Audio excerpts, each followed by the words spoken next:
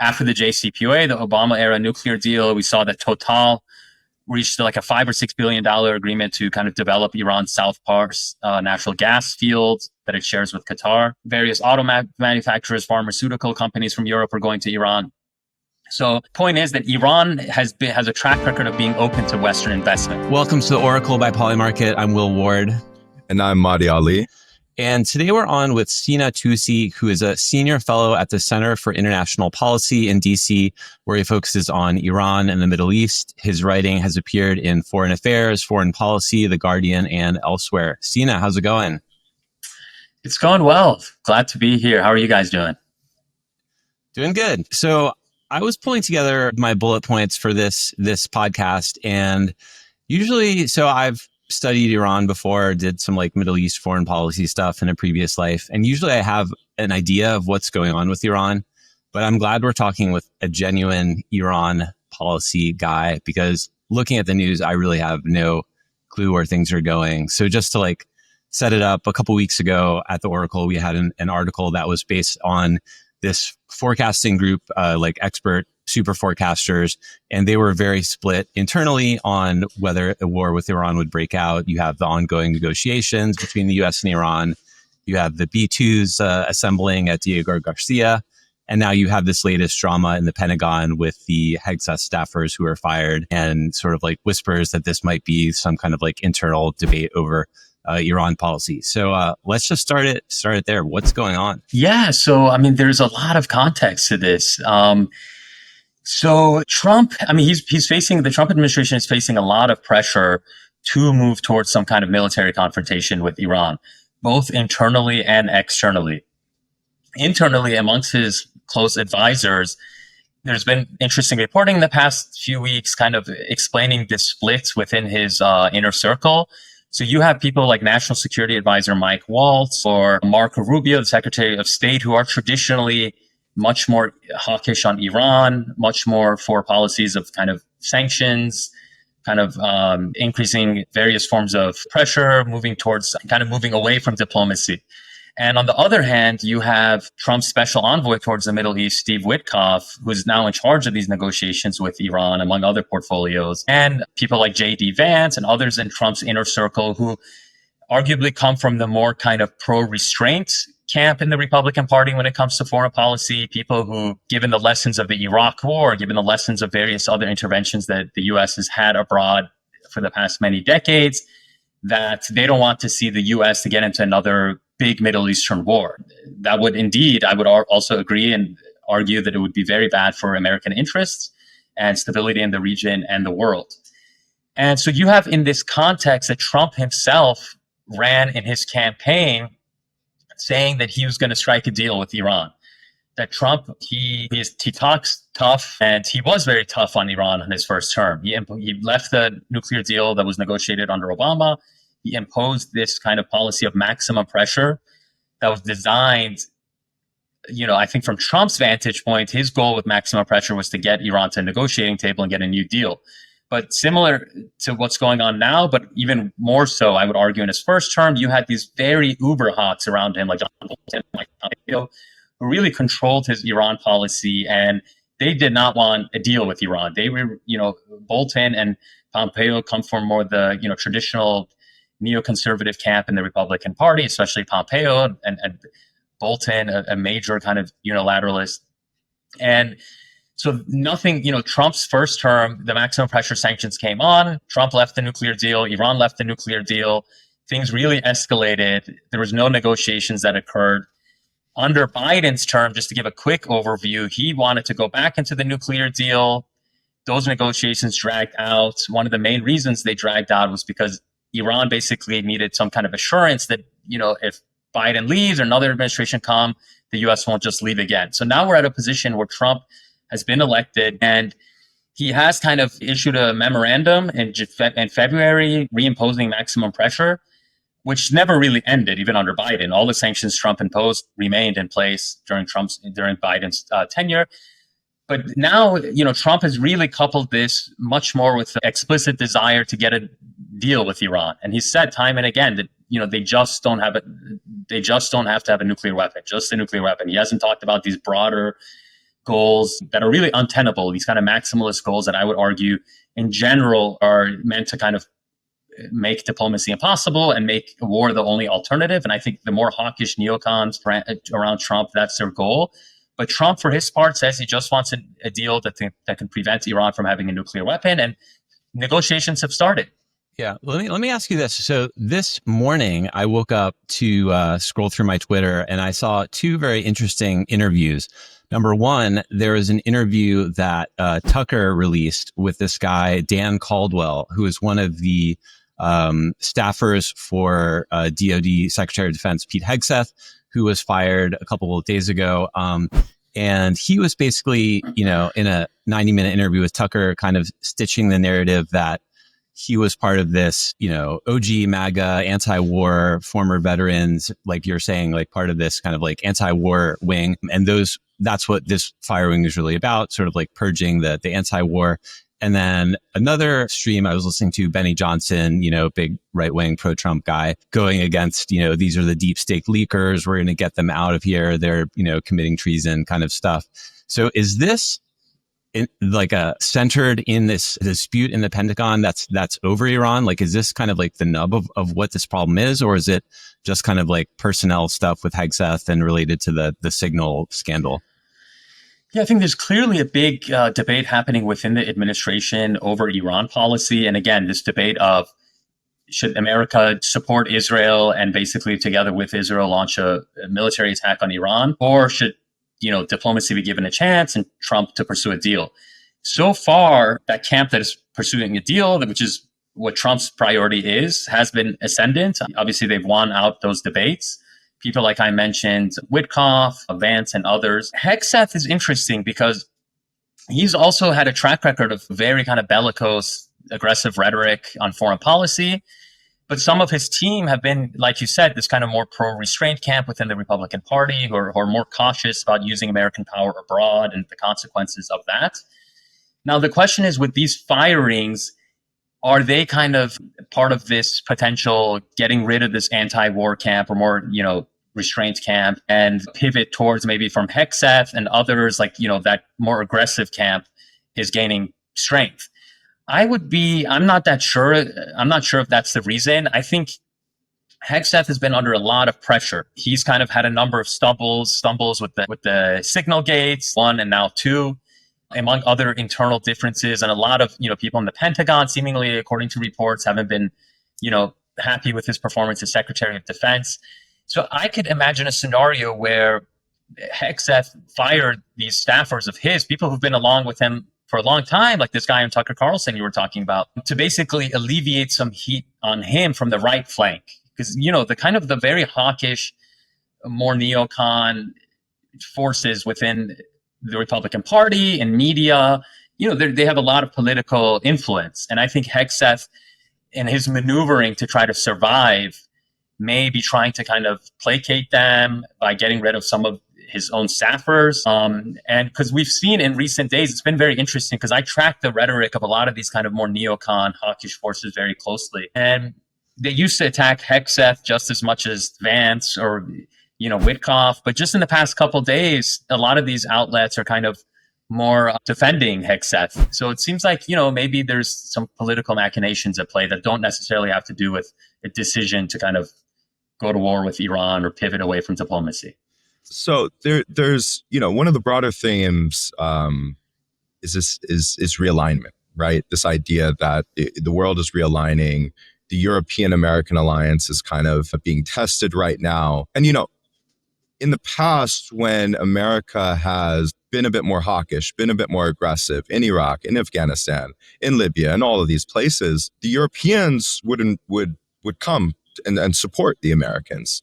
Now, let's assume an Iran strike happens, a military engagement starts. Where do you think the Europeans sit in this arena? Are they going to come in and back Israel and America, or do you think this is really where their realignment shows itself? No, I don't think they would back America. I think that the Europeans have certainly benefited from the U.S. providing for their security, with the U.S. paying a vastly disproportionate cost for their security. And a war with Iran, though, by nature of Iran being on the Persian Gulf, being a major oil and gas exporter itself, but also the consequences that a war with Iran would have on the whole Gulf region, on the Strait of Hormuz, that's going to have ramifications for the global economy.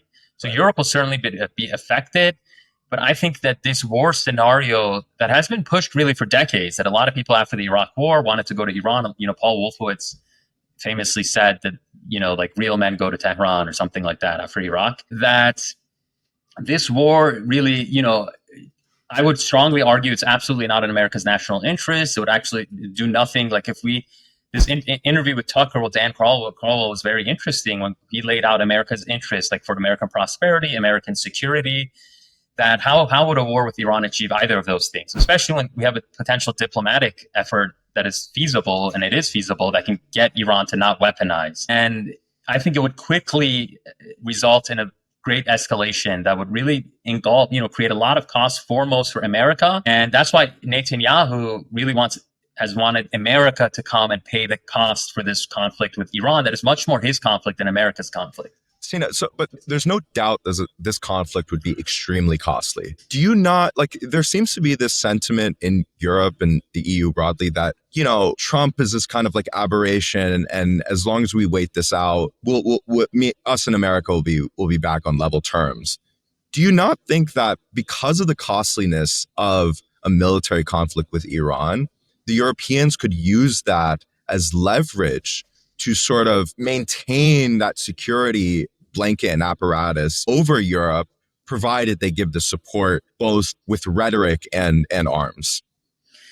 Yeah, I mean, that's a great point. I think overall, a war with Iran would really sabotage and derail President Trump's agenda across the board, including this pivot to get Europe to do more for its own security, to not have to rely so much on America, which is something that has a history of being bipartisan. Even Obama famously said certain allies in the Persian Gulf and Europe are free riders. Obama also pushed for them to meet their kind of budgetary requirements for NATO. So, yeah, I mean, to the extent that a war in Iran would totally consume the Trump administration, eat up U.S. resources, diminish U.S. leverage in other theaters, it gives U.S. opponents more leverage, whether that be China, whether that be Europe, just adversaries, competitors across the board, Europe, Russia, China. Europe as an adversary. It's interesting. Well, on issues where they differ with the U.S., that they would have a leg up. No countries have, 100% aligned interests. And we see that more so now with Europe. Let me ask you this. So we talked about Hegseth, we talked about Waltz. There's one person in the sort of inner circle that hasn't come up yet, and that's Tulsi Gabbard. So we wrote a piece a few weeks ago, and we noticed that there was a DNI report, which is Tulsi Gabbard saying, kind of like downplaying Iran's breakout capacity. And then the same week, there was a DoD Stratcom report that was kind of playing up the Iranian nuclear threat, saying it's accelerating. Do you have any sense where Tulsi is on the Iran question? Yeah, so Tulsi Gabbard historically has been more closer to the restraint camp. She is an Iraq war veteran as well. And on Iran, I know that when it came to kind of getting more intervening more against Syria, intervening more against Iran as part of that process, that Tulsi Gabbard's historic position was that, the bigger threat is kind of religious extremism posed by groups like ISIS. So I know she and, Iran was actually on the fighting against ISIS as well. So she kind of has that background. But I think overall, she's also not aligned with the kind of traditional hawkish foreign policy establishment. And interestingly, because how intelligence reports even get to the president's desk, who delivers his daily intelligence briefing could be a manipulated process, and it has been a manipulated process. So I thought it was a kind of a positive sign that Tulsi Gabbard, there was reports just a couple of weeks ago that the person she put in charge of delivering Trump's daily intelligence report is, I believe his name is Will Ruger, and he is much more of I would argue, I mean, I don't know him, but from what I've looked up, that he is closer to the restraint camp. He's more wary of, launching another big war in the Middle East. And not to say that that's going to affect, obviously, his job and the professionalism and objectivity that he does his job. But, as opposed to having someone who's like a hardcore ideologue that, has had a track record of pushing for these wars for decades, that's not someone who's giving Trump his intelligence reports. And that's as a result of Tulsi Gabbard. Sina, I want to ask a little bit about Trump and Netanyahu's relationship. In the past, there's been some leaked remarks from Trump, especially when he was talking to Mahmoud Abbas, saying that, Netanyahu is the issue here, right? And he would say it in cruder terms. What does that relationship look like today? How strong do you think the trust is between them? So by all accounts, it's waning. Like Netanyahu's influence over Trump is waning. In Trump's first term, kind of Netanyahu and the broader kind of pro-Israel kind of influence network in America, the pro-Israel kind of lobbying groups, they had, like Sheldon Adelson, for example, the late billionaire casino magnate, was Trump's biggest donor in his 2016 campaign. This time it was Elon Musk, who Elon Musk actually has a more anti-war record as well, including with Iran. And then, in Trump's first term, he gave a lot to Israel, I think, as a result of, donor pressure and kind of the domestic alliances he had in the U.S. So he gave him, Jerusalem as Israel's capital, the Abraham Accords he pushed through, leaving the nuclear deal, the Obama-era nuclear deal with Iran, maximum pressure. He gave a lot of things that Israel had long wanted without really, he kind of gave up a lot of the bargaining leverage America had for like a two-state solution to the Israeli-Palestinian crisis or whatnot for free. But then by the end of his term, there were signs of deteriorating of their relationship. Like you said, Mahmoud Abbas, gained some kind of level of, conversations with Trump, some level of kind of potentially kind of getting him to see things differently. And then I think in the second term, it's changed a lot because Trump actually famously was angry with Netanyahu for being, I think, the first world leader who called Biden and congratulated him on the 2020 election. And then this time around, obviously Trump doesn't have to worry about re-election, doesn't have to worry about these kind of big donors or kind of pressure from kind of these more hawkish pro-Israel groups.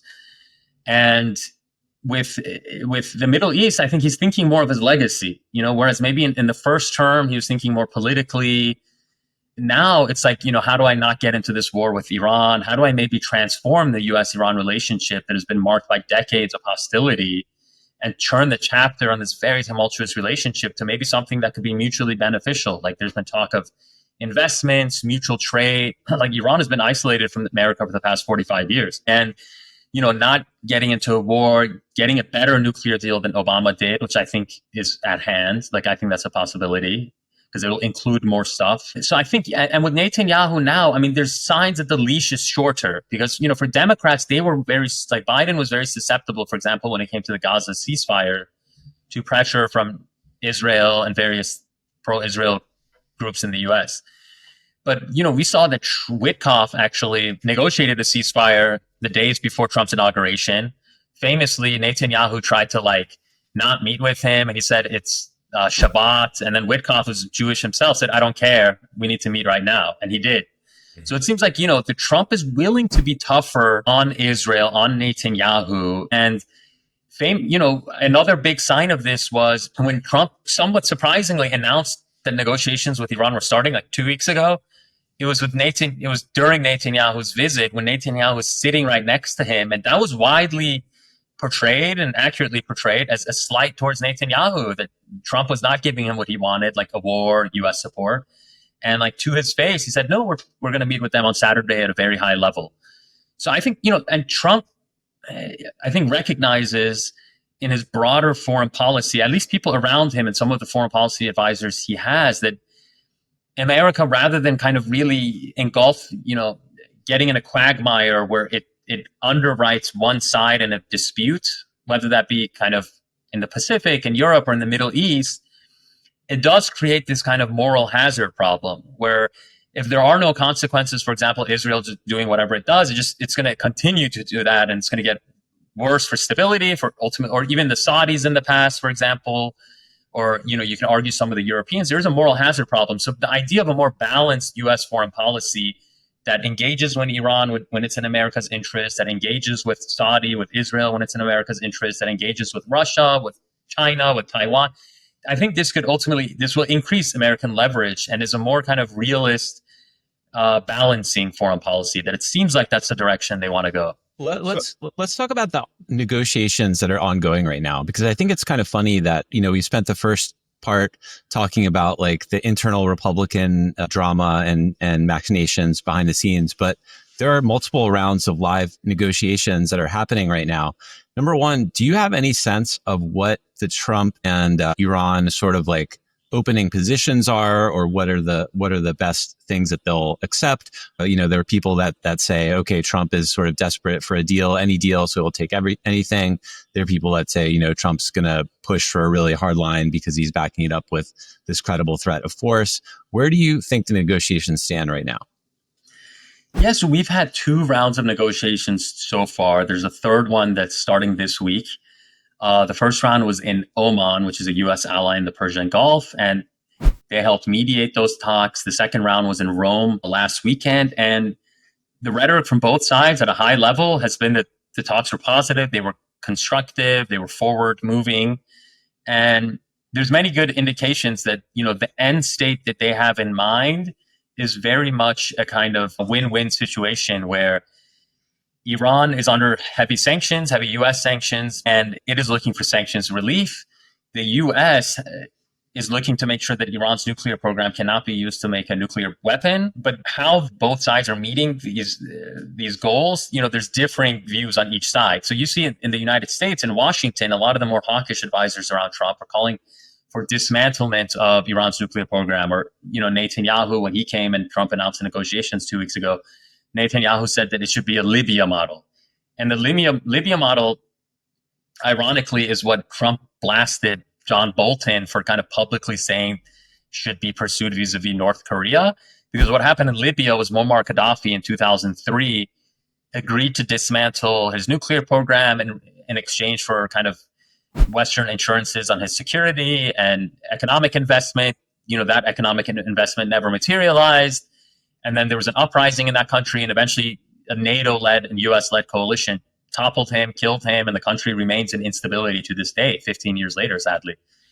So, this Libya model for Iran at the heart of the Persian Gulf, the Middle East, between the Persian Gulf and Caspian Sea, a country of 90 million, it is really a poison pill because it's a maximalist demand that the Iranians are not going to accept. And I think for the leadership in Iran, they would pivot towards like a military conflict and a military confrontation over total capitulation like that, which they think would kind of bring about a military conflict anyways. So, what the Trump administration so far that it seems like they're actually pursuing, that Steve Witkoff is pursuing, is very strict and unprecedented nuclear restrictions and limitations on Iran's nuclear program, something that would greatly downsize the program, get rid of its stockpiles of enriched uranium, get it to a level of uranium enrichment that's exclusively only possible for peaceful purposes. And then there's things that I think are going to be significantly more than the Obama deal, but we don't know exactly what those are going to be exactly, but there's been reporting that has been suggestive of some of these things. So, for example, the New York Times reported over the weekend that they're discussing a potential Saudi role this time, which is one big difference from the 2015 negotiations when Saudi Arabia was opposed to those negotiations. Now Saudi Arabia, for reasons we can discuss later if you want, that they have pivoted towards kind of diplomatic engagement and rapprochement with Iran. The Saudi defense minister and Mohammed bin Salman's younger brother was in Tehran last week, a very high-level visit. So there's this proposal floating that, Saudi Arabia also wants nuclear energy, and they're kind of pursuing their own nuclear program. And we have these models in other parts of the world, in South America, in Europe, where there's kind of these joint uranium enrichment consortiums amongst regional countries that kind of alleviate or reduce the risk of some country taking enrichment, weaponizing it, and going their own path. And so I think, if Saudi Arabia, if Trump can kind of hit 2 birds with 1 stone and address the proliferation risk of Iran and Saudi and nuclear programs, and also get more U.S. businesses to actually be able to this time benefit from a deal, that is a win for both sides and can bring in a lot of jobs and prosperity. So we're looking at potentially a much more transformative deal, although I don't want to oversell it. A lot can still go wrong. but there are certain indications towards this end as of now. Trump is and MBS as well. They're businessmen, right? And so they love to basically throw money around to get you to do what they want you to do, right? How susceptible are the Iranis to a really big direct foreign investment deal driving concessions? Yeah, so it's very interesting. So basically, after the 1979 Iranian Revolution, Iran went from being one of America's closest allies in the Middle East to having very hostile relations with America. And after the hostage crisis, America imposed the first of what would become, decades of economic sanctions on Iran. But those sanctions kind of ebbed and flowed in the 1980s, locking out most U.S.-Iran trade, but not entirely. And then it wasn't actually until the Clinton era that the Iran-Libya Sanctions Act was passed in Congress by kind of a lot of hawkish groups that were pushing it at the time, that kind of imposed a very strict U.S. embargo on Iran when it came to American trade with Iran. And that happened right around the time that Iran actually had this moderate former president, Hashemi Rafsanjani, who in the kind of Iranian politics of the past 40 years was a very prominent figure, more moderate and reformist. And he was actually trying to do a detente with America at the time. And he had offered contracts to American oil companies in the mid-90s before that Iran-Libya Sanctions Act. And then we saw after the nuclear deal under Obama, that nuclear deal still kept the U.S. primary sanctions in place, which was one of Trump's criticisms of it. Like there's this tweet from Trump in 2015 where he's like, okay, you had this deal. Now all these Chinese and European companies are going into Iran, which they were because those sanctions were lifted, the international sanctions, but we're not benefiting from it. So, that doesn't make any sense. But one exception to this was that Boeing was allowed to sell Iran planes because Iran had a very aging fleet. And so they struck a $20 billion MOU, and that was nixed as a part of, the deal falling apart. So I think this time around, you're seeing a lot of rhetoric from the Iranian side that there is no obstruction from Iran when it comes to business with America. So, with the West, Iran was always, up until 2012, I think the EU was Iran's largest trading partner. Then once the nuclear sanctions really escalated, the EU companies left, the European companies, and China is now Iran's largest trading partner. So, reading a lot of the political landscape in Tehran and what the various newspapers and factions say, there is a consensus now that I see that, they view themselves as, they've grown too reliant on China and Russia, and they haven't really been able to benefit as much economically from being part of BRICS, being part of the Shanghai Cooperation Council because of U.S. secondary sanctions. That a lot of countries, if they have to choose between trading with America or Iran, including a lot of Chinese companies, they would choose America. Obviously, that's a much bigger market. Things are changing in that regard, but overall, this is held true. So if Trump seeks to remove not only secondary sanctions, like threatening other countries that deal with Iran that they're going to get sanctioned, but also puts American primary sanctions on the table that have been enforced for decades, much more than the nuclear dispute, that can really open up this big market that the Iranians are really, they're talking like $1 trillion market, that all these, but I think that, there is a certain amount of wishful thinking that there's also going to be obstacles on the Iranian side. I think, there are hardliners there who have long also opposed detente with the West. I think they're weaker. And if there is a consensus at the highest levels in the Iranian government to allow American investment, they will be able to deliver on that. And so I think for Trump, that this would be much more appealing to his kind of business transactional kind of goals, that he can deliver, jobs, business opportunities, and prosperity for America through, an improved relationship with Iran as well. So you had an interesting article that's on your Twitter about in the American Conservative magazine for this sort of grand economic bargain. So beyond just a nuclear deal, we're talking full economic relations with Iran and trade. How realistic do you think that is?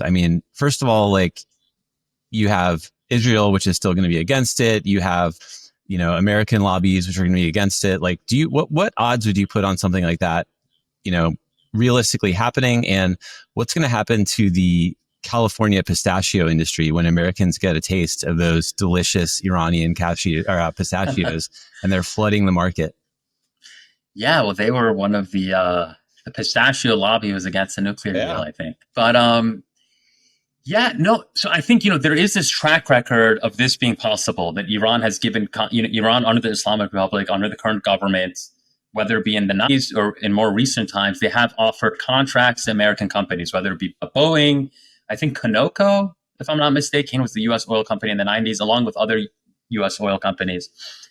And we're seeing, and European companies, other Western companies have long invested in Iran at a big scale. After the JCPOA, the Obama era nuclear deal, we saw that Total reached like a $5 or $6 billion agreement to kind of develop Iran's South Pars natural gas field that it shares with Qatar. Various auto manufacturers, pharmaceutical companies from Europe are going to Iran. So point is that Iran has a track record of being open to Western investment. Now, America is another level. Like I said, the hardline camp in Iran. But if the leadership there, if the supreme leader green lights it, which he has, the reformist current president of Iran, Masoud Pezeshkian, just gave a speech a couple of weeks ago that said that Khamenei supports American investment in Iran as well. That's what the foreign minister has been saying. And that is, I think that there's a consensus within Iran's political system right now. And certainly at a societal level where the public is, very much at odds with a lot of the government policies, and they are much more kind of eager to come out of decades of isolation, the young people there, and have good relations with America. So I think a lot of it ultimately comes to the political will on both sides. And so far, there's a will on both sides to get to a deal, and a deal that can have economic relations. We'll have to see exactly how things play out in the coming weeks, because I think we are looking at a timeline of weeks and not months to see what kind of deal is coming together. And if Trump does put primary U.S. sanctions on the table, then I think the opportunities that lay in Iran would be for like big, productive kind of investments, not like necessarily market, like sending consumer goods, but like, investing in Iran's oil fields, pharmaceutical industry, things like that. You sound bullish on a deal, like cautiously bullish on a deal forming, and averting war, military conflict. Can the Israelis not unilaterally strike Iran and drag the U.S. into this and thwart all the progress? Are they not capable of doing that? And if they are, why wouldn't they do that? Yeah, so the Israelis according to their own internal debates, and they had this thing called the Nagel Committee report that is like a kind of amalgamation of their national security apparatus that presents its kind of independent recommendations to the Israeli government. And they just released the latest version of this a couple months ago. And they said that Israel does not have the capabilities to by itself take out Iran's nuclear program. Obviously, Iran is it's a large country. It's got its nuclear facilities are spread out across the country. They're very deeply buried. It has much more formidable like military capabilities than say like Iraq did in 2003. We saw in the past, I think there's a lot of instructive lessons from the past year and a half since October 7th that, Iran and Israel had this tit for tat series of strikes that we saw that the missile and drone strikes from Iran targeting Israel both in April and last October, that the U.S. and Israel and other regional allies had to come to a full throttle defense. That these attacks were telegraphed. Their full throttle defense was built over those couple of weeks, and still, the multi-layered, much vaunted air defense systems of Israel, including Iron Dome, David Sling, these multiple levels. That these missiles, many of them hit targets. And many people, I think, downplay that, especially Israeli sources. And the fact is, though, that they did circumvent this very expensive missile defense system, and they did hit targets. So I think that's one lesson, that in the event of an all-out war that could, be of a much more unpredictable nature, Iran has the capability to inflict a lot of costs, I think, not just on Israel and its critical infrastructure, but also on U.S. bases in the region and the oil and energy infrastructure of U.S. allies that host American bases. But Sina, you're missing the big question I'm trying to get at. Unilateral Israeli action, does that drag the Americans in? I think very likely. Yeah, because I think what would happen is that the Israelis, if they strike Iran if it was a symbolic strike, or much more limited strike like the October strike, if they took out a few sites and it didn't meet that Iranian threshold for a major retaliation, like the nuclear sites were not affected, critical Iranian infrastructure was affected, then I think we can weather that and the U.S. would not be dragged into a war, or bigger war might not break out. Like Iran might retaliate, but similar to those previous episodes, they can keep it contained. But if Israel goes for like some big Hail Mary attack by itself, trying to take out the nuclear sites, Iran will retaliate in such a big way that the U.S. would have to get involved to protect Israel from taking existential levels of damage, because, it only has like a few oil refineries, a few kind of industrial areas. It has critical infrastructure that if destroyed or damaged, it would really pose a big threat to Israel. The U.S. would get dragged in, and I think Netanyahu, I would argue, for decades has been trying to get the U.S. to go fight a war against Iran for his own political interests and his faction's agenda in Israel. And Sina, so then, Sina, the question is, how does Netanyahu view a deal happening? Is that an existential threat to Israel in his eyes? Because if it's an existential threat, then it seems likely that he would go ahead and... Yeah, I don't think, I think Netanyahu has proven to be, foremost self-interested politician, and a politician who puts his own kind of political survival above any kind of broader, rational view of Israeli national interests. So, and, these are the debates that have been going on in Israel for over a year now, that, Nathan, within Israel, all the political opposition, the military, the intelligence agencies, who Netanyahu has tried to fire, some of these people, that they say that, this war in Gaza, for example, has no military or strategic benefit from continuing it for Israel, and that it's just Netanyahu trying to survive and keep his kind of very fragile coalition together. So, and with Iran, it's similar, that you've seen a lot of military and intelligence people in Israel who even supported Obama's deal. But, at the political level in Israel, Netanyahu did not support it. And Netanyahu, I think, him and the kind of far-right, religiously fanatical political groups in Israel, like the Ben Gvirs or the Schmotriches, these people have this very expansionist view of Israeli kind of national security policy. So that, they want to get the West Bank. They want to ethnically cleanse Gaza. They're taking parts of Syria. They're taking parts of Lebanon. And, they've even been aggressive towards Jordan and Egypt. So I think Iran has been a convenient scapegoat to kind of, have this boogeyman in the region that they portray as threatening them and trying to wipe them out so they can get more U.S. support and keep the U.S. in the region to pay the cost of containing Iran, while they engage in this real goal, this untenable goal that there is not consensus on in Israeli politics, but that certainly the Netanyahu camp and the right-wing camp want this to, really expand and consolidate this kind of expansionist position that they have in the region. Let me ask you this. Every few weeks, I hear takes about the CRINKS, China, Russia, Iran, North Korea coming together as this sort of alliance. And, I've asked several people about this on the podcast, and they're saying, this is kind of unrealistic. They don't have a lot of common interest. But hey, isn't the common interest that these are all trying to be crushed by America, that resistance to American power is the common interest? And then, every few days you hear, Iran selling drones. Iran just the other day signed a deal with Russia, a diplomatic deal. Oh, there are Chinese soldiers popping up in Ukraine.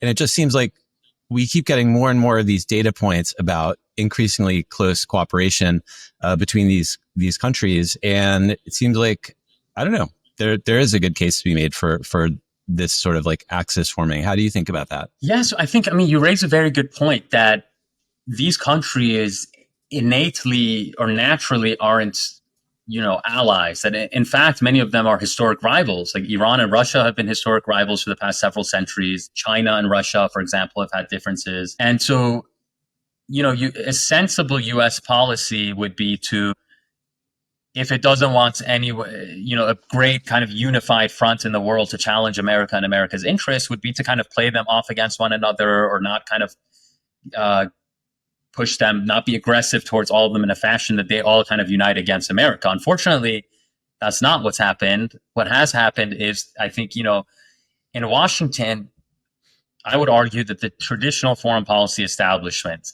a trans party, not just Republicans or Democrats, there's been this commitment in the post-war era to kind of maintain this idea of U.S. global hegemony, global dominance, that we need to be the major power in the Pacific. And we need to be the major power in the Baltic states, in the Black Sea, in the Persian Gulf, not just in the Western Hemisphere, where America is the dominant power, par none. So what we've seen is that, so Iran and Russia and China, they have moved towards deeper ties, but there are still these fissures. That's why I think informs some of this interest in Tehran now for having better ties with the West, because they also don't want to be overly reliant on the Chinese and Russians, who they don't entirely trust. And there's also, it reduces their maneuverability with like their own regional competitors like Saudi Arabia or Turkey. Because Saudi Arabia, Turkey are much more playing this kind of clever game of having flexible foreign relations. Saudi Arabia or, Turkey will deal with the Russians, will deal with America, will try to get F-35s from America, if not get, advanced jets from China. Saudi Arabia increasingly this so, but Iran's kind of been locked and kind of, outside the West, more reliant on these countries, and to points where, like Saudi Arabia or Russia and China, when it comes to a territorial dispute that Iran has with the UAE, for example, they kind of lean towards the UAE, and Iran doesn't have any, maneuverability to push back against them. So I think there is the ground for a smarter policy for the U.S. to play a more balancing role, to not get sucked into like pushing the self-interested agenda of any one of these actors or countries, but taking a step back, balancing them off, having a much more lower cost approach, but also maximizing its own leverage and getting more as a result of all these relationships. Last question I got for you before we move into our rapid fire markets. So we talked earlier about the DNI report that was downplaying sort of Iran's nuclear timeline. Other reports go up. Like before the show, Mahdi and I were talking about, he was like, okay, like, what's the latest? And it's like Iran for, the last 10 years has been anywhere between weeks to months to years. And whoever, whatever headline you look at is different in these estimates to the bomb. But like the thing that has really changed in the last year has been, I think, this Israeli attack on the pager attack against Hezbollah, right? And the ability of, I'd always kind of assumed that, all right, Iran wants to do a bomb. They're going to do it in these underground mountain facilities and no one's going to be able to stop them. But like this Israeli action against Hezbollah, where they were able to take out crazy amounts of fighters and do this sort of like unconventional attack, really sort of caused me to reevaluate my probabilities for those sort of things. So what's your latest estimate of if Iran really wanted to go for a bomb, could they do it? And if Israel really wanted to stop them through covert means or whatever, would they be able to? So I think this Hezbollah example is actually very important because, if we look at if the Israeli goal was to destroy Hezbollah's capabilities to attack Israel and take out its kind of all of its kind of missile capabilities and drone capabilities, we saw that Hezbollah right up until the ceasefire was negotiated last November, despite the heavy losses they took, Hassan Nasrallah, their leader, the pager attack that you mentioned, they were firing consistent amounts of missiles and drones into northern Israel and deeper into central Israel, right up until the ceasefire, targeting Tel Aviv, creating a lot of costs for Israel. It wasn't even, some of the missiles hit targets, some of them didn't, but they created insecurity. People evacuated these areas. There's an economic cost. There's a psychological cost. So, and then Hezbollah weakened, but its capabilities were not neutralized, and they're still not neutralized. And I think, they took the punches and they're trying to reconstitute themselves, and they're under political pressure in Lebanon. That's a separate issue, but same thing for the Houthis. The Houthis have been under intense war, for decades, really, but especially, with the U.S. now heavy bombardment of Yemen, that they're still targeting Israel. They're still, they shot down an MQ-9 Reaper drone last weekend again. So my point is that if the idea is that the Israelis can go and take out Iran's nuclear missile capabilities and then its own retaliatory capability, Iran's missile program, its drone program, in a way that neutralizes them, that's very fanciful thinking. That's wishful thinking, because that was not even accomplished with Hezbollah or the Houthis. So, and Iran is, much bigger, this stuff is much more better protected. And so if the goal is to verifiably destroy Iran's nuclear program, The only way you can do that through military confrontation is if Iraq level occupation of the country, like sending hundreds of thousands of troops. Just like, the pretext for Iraq was ostensibly WMDs. We need to go in there, make sure they can't have any WMDs. It turned out that was a lie. But in Iran, even if you hit their nuclear program, how can you, even if they know 100% where everything is, which they don't, just like they didn't know where all of Hezbollah stuff is or all of the Houthi stuff is, that you might, there's the estimates that are out there from the U.S. intelligence community. At most, the military strike can set back Iran's nuclear program by a couple months. And what it'll do is guarantee an Iran dash for the bomb and guarantee Iran a dash for the bomb that'll have more political support both domestically in Iran and internationally, even from countries that otherwise would not support Iran building the bomb, like China or Russia.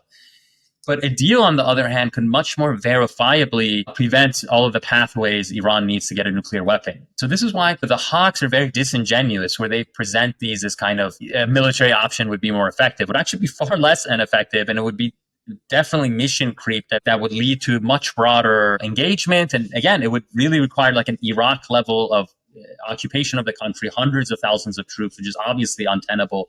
And the U.S. Would not commit to that. Especially at a time when we want to focus on sort of the Chinese-American relationship. Yeah. All right. So I want to move us to part 2 of the podcast, which is just we cruise rapid fire through a bunch of markets on Polymarket. And Sina, I'm going to give you the question. And if you have any questions about the rules, we can talk about that. But you just tell me what you think the current odds are based on your analysis, based on your expertise. And then we can talk about what the current market odds are on Polymarket. How's that sound? Yes. All right. Sounds good. So let's start with the big question. US-Iran nuclear deal anytime this year in 2025. What do you think the odds are? There will be a deal. 30% there won't be a deal.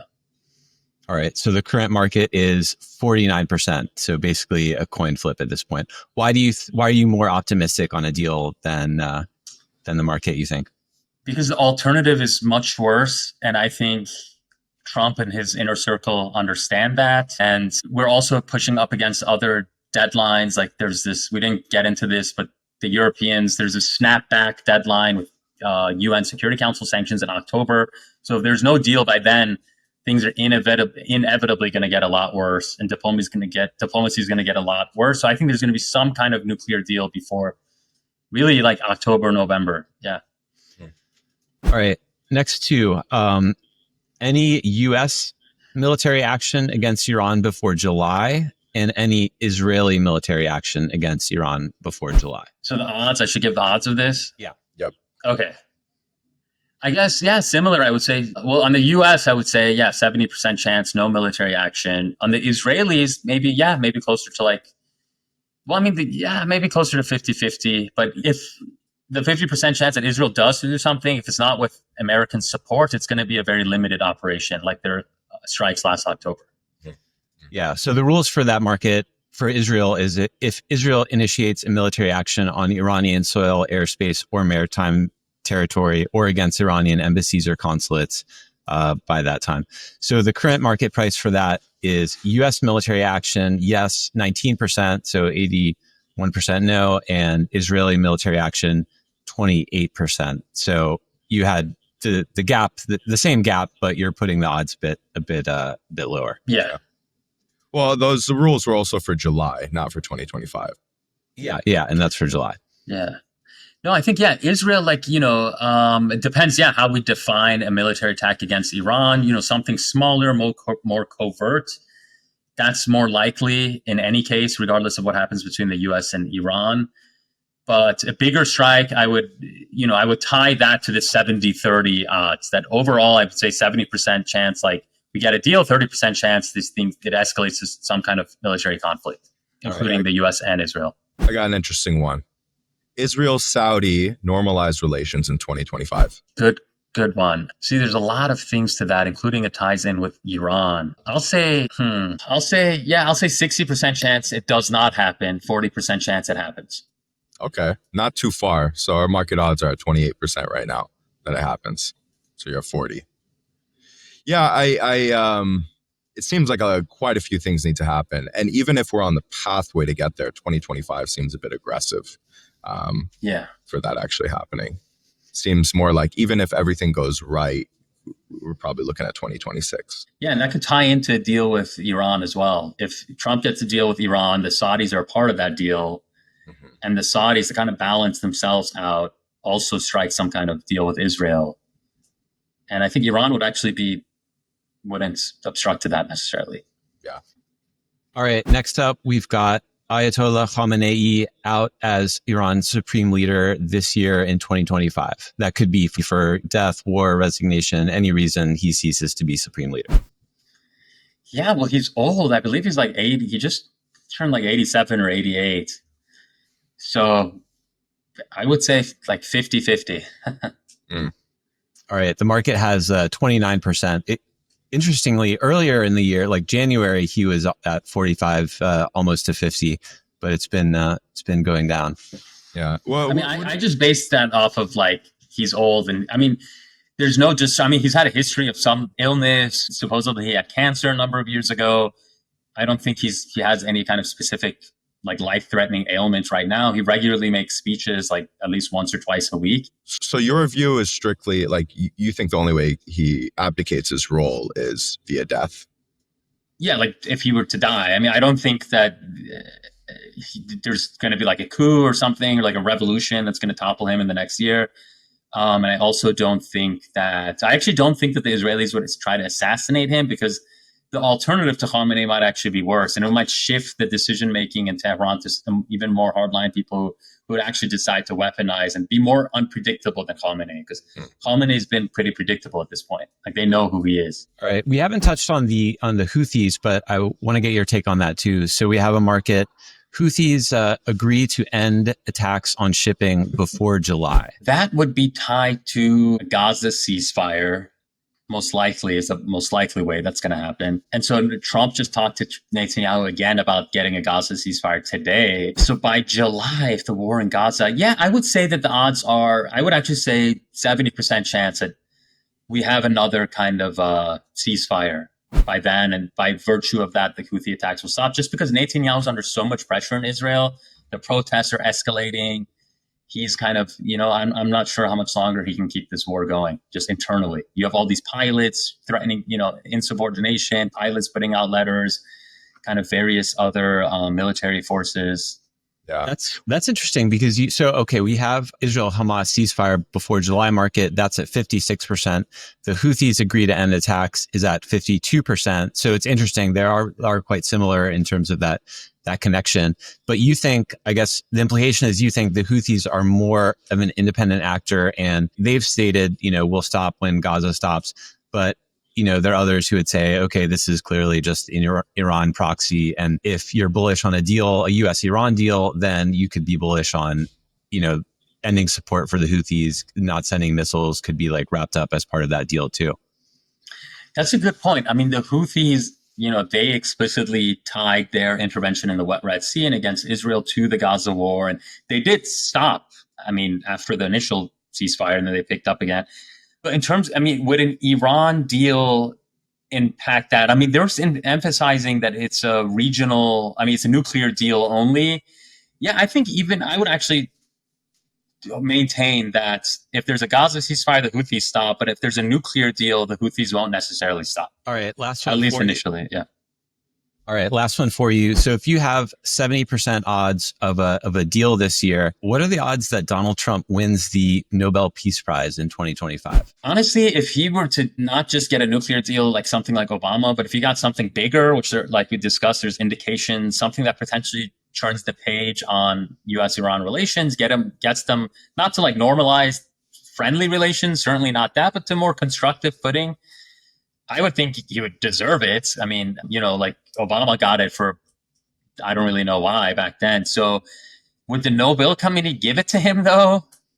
I don't know about that. I don't think so. Do it. No, I don't think they would give Trump a Nobel Peace Prize. So the odds on our market are 9%. They're up from 7% in the last few days, maybe on this bullish Iran talk news. But they topped out at almost 20%, like 17, 18%. I guess in February, that was at peak. I guess Ukraine war euphoria, ceasefire, anticipation. But I looked it up. They give the Nobel Prize in December. So if we get something over the summer, then maybe December. You never know. Maybe, yeah. I mean, I think he would merit some kind of recognition for that. But I just don't know if the Nobel Committee and the Europeans who like really hate Trump, and I don't think they'd give it to him. Yeah. Regardless. Thanks so much for coming on with us today. Where can people connect with you? Where should they go? Yeah, people can find me on Twitter at Sina Toossi, on X or Twitter. Whichever. Same Thank thing. you, Sina. Appreciate it. This was a lot of fun. Thanks so much. Okay. All right. Thank you. All right. Take care. Nothing in today's episode has been financial, investment, legal, or any other type of professional advice. Anything provided is for informational purposes only and is not meant to be an endorsement of any type of activity or any particular market or product. Terms of service on Polymarket.com prohibit U.S. persons and persons from certain other jurisdictions from using Polymarket to trade, although data and information is viewable globally.